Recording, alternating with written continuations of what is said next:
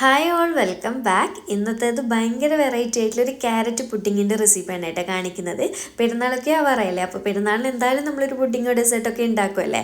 അപ്പോൾ അതിന് പറ്റിയിട്ടുള്ളൊരു സ്പെഷ്യലായിട്ടൊരു വെറൈറ്റി ആയിട്ട് ഉണ്ടാക്കുന്നൊരു പുഡിങ്ങാണ്. അപ്പോൾ നമുക്ക് പെട്ടെന്ന് വീഡിയോയിലേക്ക് പോയാലോ. വീഡിയോയിലേക്ക് പോകുന്നതിന് മുന്നേ ആയിട്ട് നിങ്ങൾക്ക് ഈ ചാനൽ ഇഷ്ടപ്പെടുന്നുണ്ട് എന്നുണ്ടെങ്കിൽ പ്ലീസ് ഒന്ന് സബ്സ്ക്രൈബ് ചെയ്ത് സപ്പോർട്ട് ചെയ്യണേ.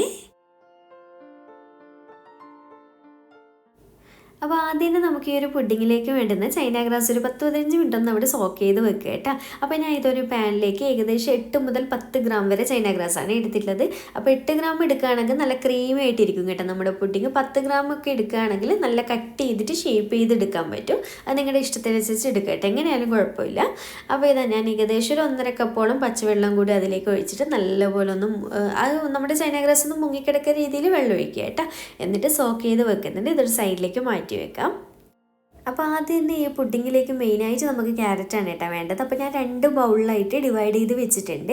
അപ്പോൾ ഞാൻ ടോട്ടൽ 3 അത്യാവശ്യം വലുപ്പമുള്ള ക്യാരറ്റാണ് എടുത്തിട്ടുള്ളത്. അതിൻ്റെ 1.5 പകുതി ക്യാരറ്റ്, അതായത് 1.5 മുറി ക്യാരറ്റ് ചെറുതായിട്ട് കട്ട് ചെയ്തിട്ട് ഒന്നും ഇടാതെ വെള്ളം മാത്രം ഒഴിച്ചിട്ട് അങ്ങനെ വേവിച്ചെടുത്തിട്ടാണ് ഒരു ബൗളിലേക്ക് എടുത്തിട്ടുള്ളത്. പിന്നെ ഈ ഒരു ബൗളിൽ എടുത്തിട്ടുള്ളത് ബാക്കി 1.5 മുറി ക്യാരറ്റില്ലേ, അതിനെ ഒന്ന് ഗ്രേറ്റ് ചെയ്തിട്ടാണ് കേട്ടോ എടുത്തിട്ടുള്ളത്. അപ്പോൾ ടോട്ടൽ 3 ക്യാരറ്റ് വെച്ചിട്ടാണ് ഈ ഒരു പുഡിങ് 1/2 ലിറ്റർ പാലിൻ്റെ അളവിലാണ് കേട്ടോ നമ്മൾ ചെയ്ത് കാണിക്കുന്നത്. അപ്പോൾ ആദ്യം നമ്മൾ വേവിച്ച് വെച്ചിട്ടുള്ള ക്യാരറ്റ് മിക്സിയുടെ ജാറിലേക്ക് ഇട്ട് കൊടുത്തിട്ടുണ്ട്. അതിലേക്ക് ഏകദേശം ഒരു 1/4 കപ്പ് കണ്ടൻസ്ഡ് മിൽക്ക് ചേർക്കുന്നുണ്ട്. അതില്ലാന്നിട്ടെങ്കിൽ പഞ്ചസാര ചേർക്കട്ടെ. പക്ഷെ എപ്പോഴും പുഡിങ് റെഡിയാക്കുമ്പോൾ പകുതി കണ്ടൻസ്ഡ് മിൽക്കും പകുതി പഞ്ചസാരയൊക്കെ ചേർക്കുമ്പോഴാണ് കൂടുതൽ ടേസ്റ്റ് ഉണ്ടാവുക. പിന്നെ ഇത് നമുക്ക് അരയാൻ പാകത്തിന് പാലും കൂടി ഒഴിച്ചു കൊടുക്കുന്നുണ്ട്. പാല് തണുത്ത പാലിനാണ് കേട്ടോ എടുത്തിട്ടില്ല, നോർമൽ പാലിനെ എടുത്തിട്ടുള്ളത്. അപ്പോൾ നോക്കിയിട്ട് ഒഴിക്കുക കേട്ടോ. എന്നിട്ട് നന്നായിട്ട് എല്ലാം കൂടി അരച്ചെടുത്ത് കൊണ്ടുവരാം, നല്ല ഫൈനായിട്ട് തന്നെ. അങ്ങനെ ഇതാ ഈ ഒരു രീതിയിൽ ഞാൻ അടിച്ചെടുത്ത് കൊണ്ടുവന്നിട്ടുണ്ട്. ഇനിയിപ്പോൾ ഇതൊരു സൈഡിലേക്ക് മാറ്റി വെക്കുക കേട്ടോ. ഇനിയിപ്പോൾ അടുത്തത് നമുക്ക് ഇതാ ഞാനൊരു പാൻ വെച്ച് കൊടുത്തിട്ടുണ്ട്. പാൻ ചൂടാകി വരുന്ന സമയത്ത് കുറച്ച് നെയ്യ് ചേർക്കട്ടോ. അര ടീസ്പൂണൊക്കെ മതി, ഒരുപാട് കൂടണ്ട. നെയ്യിൽ നമ്മൾ നേരത്തെ ഗ്രേറ്റ് ചെയ്ത് വെച്ചിട്ടുള്ള ക്യാരറ്റില്ലേ, അത് മൊത്തത്തിലായിട്ട് ഈ ഒരു ടൈമിൽ ഇട്ട് കൊടുക്കുന്നുണ്ട്. പിന്നെ ഇതിലേക്ക് 1-2 സ്പൂൺ കുറച്ച് പഞ്ചസാര ചേർക്കട്ടോ, ഒരുപാടൊന്നും വേണ്ട. എല്ലാം കൂടി ചേർത്തിട്ട് നന്നായിട്ടങ്ങ് മിക്സാക്കി കൊടുക്കുന്നുണ്ട്. നന്നായിട്ടൊന്ന് വഴറ്റിയെടുക്കുക. ഫ്ലെയിം കുറച്ച് വെച്ചിട്ട് തന്നെ അതിൻ്റെ ആ ഒരു ക്യാരറ്റിൻ്റെ പച്ച ടേസ്റ്റ് ഒന്ന് മാറി കിട്ടുന്നവരെ വഴറ്റിയെടുക്കുക കേട്ടോ. അങ്ങനെ നമ്മുടെ ക്യാരറ്റ് നോക്കി ചെറിയ രീതിക്കൊന്ന് കളറ് മാറി നല്ല സോഫ്റ്റായി വന്നിട്ടുണ്ട്. ആ ഒരു പച്ച ടേസ്റ്റും കാര്യങ്ങളൊക്കെ ഒന്ന് മാറി വന്നിട്ടുണ്ട് കേട്ടോ. ഇത്രയും മതി. ഇനി ഇതൊരു സൈഡിലേക്ക് മാറ്റി വെക്കാം.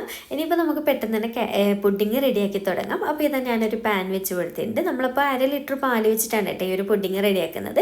അപ്പോൾ ഇത് 1/2 ലിറ്റർ പാല് ഈ ഒരു പാനിലേക്ക് ഒഴിച്ചു കൊടുക്കുന്നുണ്ട്. അപ്പോൾ പുഡിങ് ഉണ്ടാക്കുമ്പോൾ എപ്പോഴും നല്ല ഫുൾ ഫാറ്റ് മിൽക്ക് തന്നെ എടുക്കാൻ വേണ്ടി ശ്രദ്ധിക്കുക കേട്ടോ, വെള്ളമൊന്നും ചേർത്തെടുക്കണ്ടേ. പിന്നെ ഇതിലേക്ക് മധുരത്തിന് ആവശ്യമായിട്ടുള്ള പഞ്ചസാര അല്ലെങ്കിൽ കണ്ടൻസ്ഡ് മിൽക്ക് ഏതാണ് ഇഷ്ടമുള്ളത് ചേർക്കട്ടെ. അപ്പം ഞാൻ ഓൾറെഡി നേരത്തെ കണ്ടൻസ്ഡ് മിൽക്ക് ചേർത്ത് അരച്ചല്ലോ ക്യാരറ്റ്, അതുകൊണ്ട് തന്നെ ഇപ്പം പഞ്ചസാരയാണ് ചേർത്തിട്ടുള്ളത്. ഇനിയിപ്പോൾ ഇതിലേക്ക് നമ്മൾ വഴറ്റി വെച്ചിട്ടുള്ള ക്യാരറ്റില്ലേ, ഗ്രേറ്റ് ചെയ്ത ക്യാരറ്റ്, അതിൻ്റെ ഏകദേശം ഒരു 1/4 പോർഷനോളം ഈ ഒരു പാലിലേക്ക് ചേർക്കുന്നുണ്ട്. 1/4 ഭാഗത്തോളം അവിടെ മാറ്റി വെച്ചിട്ടുണ്ട് കേട്ടോ, നമുക്ക് ലാസ്റ്റ് ഡെക്കറേറ്റ് ചെയ്യാൻ വേണ്ടിയിട്ട് ഇട്ട് കൊടുക്കാനാണ്. പിന്നെ നമ്മൾ നേരത്തെ വേവിച്ച് വെച്ചിട്ടുള്ള ക്യാരറ്റ് ഒന്ന് അരച്ചെടുത്തില്ലേ, ആ ഒരു അരച്ച മിക്സ് മൊത്തത്തിലായിട്ട് ഇതിലേക്ക് ഒഴിച്ചു കൊടുക്കുന്നുണ്ട് കേട്ടോ. അപ്പോൾ ഇത്രയും ചേർത്തിട്ട് നന്നായിട്ടൊന്നങ്ങ് മിക്സാക്കി കൊടുക്കുക. ഇനി ഫ്ലെയിം ഓൺ ചെയ്ത് കൊടുക്കുക കേട്ടോ. അപ്പോൾ ഇത്രയും സമയത്ത് ഞാൻ ഓൺ ചെയ്തിട്ടില്ലായിരുന്നു. ഇനി എല്ലാം കൂടി നന്നായിട്ട് അങ്ങ് മിക്സാക്കാം. അപ്പോൾ നിങ്ങൾ നോക്കി ചേർക്കുക കേട്ടോ മധുരം. കാരണം ഈ ഒരു അരച്ച മിക്സൊക്കെ ചേർത്ത് കഴിഞ്ഞാലാണ് നമുക്ക് ലാസ്റ്റ് മനസ്സിലാവും എത്രത്തോളം മധുരം വേണം എന്നുള്ളത്.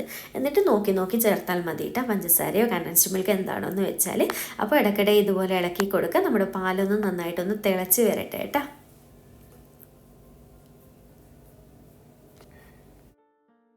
അങ്ങനെ ഇത് നമ്മുടെ പാലും ക്യാരറ്റ് മിക്സ് കണ്ടില്ല, നല്ലപോലെ തിളച്ച് വന്നിട്ടുണ്ട്. അപ്പോൾ തിളക്കാൻ തുടങ്ങുന്ന സമയമൊക്കെ ആകുമ്പോഴത്തേക്ക് ഇങ്ങനെ കണ്ടിന്യൂസ് ആയിട്ട് ഇളക്കിക്കൊണ്ട് നിൽക്കുക കേട്ടോ. അപ്പോൾ മുകളിലൊന്നും പാടെയൊന്നും കെട്ടി നിൽക്കുക, അങ്ങനത്തെ പ്രശ്നമൊന്നും ഉണ്ടാവില്ല. അപ്പോൾ ഇതുപോലെ ഇളക്കിക്കൊണ്ട് നിൽക്കുക. മുകളിലോളം തിളച്ച് പൊങ്ങി വരും കേട്ടോ. ആ ഒരു സമയത്ത് ഫ്ലെയിം അവിടെ നന്നായിട്ട് കുറച്ച് വെക്കുക. അപ്പോൾ ഇത്രയേ ഉള്ളൂ, നമ്മുടെ ക്യാരറ്റിൻ്റെ ആ ഒരു മിക്സ് ഒന്ന് തിളച്ച് സെറ്റായിട്ടുണ്ട്. ഇനിയിപ്പോൾ ഇതിൻ്റെ ഫ്ലെയിം ഓഫ് ചെയ്യുന്നില്ല കേട്ടോ, ഞാൻ ഫ്ലെയിം കുറച്ച് വെച്ചിട്ട് നല്ലപോലെ കുറച്ച് വെച്ചിട്ട് അടുത്ത സ്റ്റൗവിലേക്ക് അടുത്ത ബർണറിലേക്ക് ഞാൻ മാറ്റി വെച്ചിട്ടുണ്ട് കേട്ടോ. ഇനിയിപ്പോൾ എന്ത് ചെയ്യേണ്ടതെന്ന് വെച്ചാൽ നമ്മൾ നേരത്തെ സോക്ക് ചെയ്ത് വെച്ചിട്ടുള്ള ചൈന ഗ്രാസ് ഇല്ലേ, അത് നല്ലപോലെ സോഫ്റ്റായി വന്നിട്ടുണ്ട് കേട്ടോ. ഇനി ഇതിപ്പോൾ നന്നായിട്ടൊന്ന് തിളപ്പിച്ച് മൊത്തത്തിലൊന്ന് മെൽറ്റായി എടുക്കണം കേട്ടോ. നല്ലപോലെ ലിക്വിഡായിട്ട് വരുമല്ലോ, അറിയാമല്ലോ എല്ലാവർക്കും ചൈന ഗ്രാസ് എങ്ങനെയാണ് മെൽറ്റ് ചെയ്യുന്നതെന്നുള്ളത്. അപ്പോൾ ഇതും നന്നായിട്ടങ്ങ് തിളപ്പിച്ച് മെൽറ്റ് ചെയ്തെടുക്കുക. ഇതുപോലെ ഇടയ്ക്കിടെയൊന്ന് ഇളക്കിയിട്ട് പ്രത്യേകം ശ്രദ്ധിക്കുക. പലരും പറയുന്നൊരു പ്രശ്നമാണ് നമ്മുടെ പാല് പിരിഞ്ഞു പോവും ചൈന ഗ്രാസ് ഒഴിക്കുമ്പോൾ സമയത്ത് എന്നുള്ളത്. അതെന്തുകൊണ്ടാണെന്ന് വിചാരിച്ചാൽ നമ്മുടെ പാലിൻ്റെ ആ ഒരു മിക്സിൻ്റെ ടെമ്പറേച്ചറും ഈ ഒരു ചൈന ഗ്രാസിൻ്റെ ചൂടും ഒരേ സെയിം ചൂടായിട്ടില്ല എന്നുണ്ടെങ്കിൽ എന്തായാലും പിരിഞ്ഞു പോകും കേട്ടോ. അപ്പോൾ നമ്മുടെ പാലിൻ്റെ മിക്സ് നോക്കി ഞാൻ ചൈന ഗ്രാസ് മെൽറ്റ് ചെയ്യുന്നതിൻ്റെ ഇടയിൽ കൂടി ഇടയ്ക്കിടെ ഒന്ന് ഇളക്കി കൊടുക്കുന്നുണ്ട് കേട്ടോ. അപ്പോൾ നമ്മളതിന് മൈൻഡ് ചെയ്യാതെ നിൽക്കരുത്, ഇങ്ങനെ ഇളക്കിക്കൊണ്ട് നിൽക്കുക കേട്ടോ. ഇടയ്ക്ക് ഫ്ലെയിം നന്നായി അവിടെ കുറച്ച് വെക്കുകയും ചെയ്യുക. അപ്പോൾ നമ്മുടെ ചൈന ഗ്രാസ് ഇത് അത്യാവശ്യം നന്നായിട്ട് അങ്ങ് മെൽട്ടായി വന്നിട്ടുണ്ട്. ഇത്രയേ ഉള്ളൂ. ഇനി പെട്ടെന്ന് തന്നെ നമ്മുടെ ആ ഒരു പാലിൻ്റെ മിക്സിലേക്ക് ഇതുപോലെ ഒന്ന് അരിച്ചു കൊടുക്കുകയാണ് ചെയ്യേണ്ടത്. ഈ ഒരു സ്റ്റെപ്പ് എന്നൊക്കെ പറയുന്നത് നമ്മൾ സ്പീഡായിട്ട് ചെയ്യണം കേട്ടോ.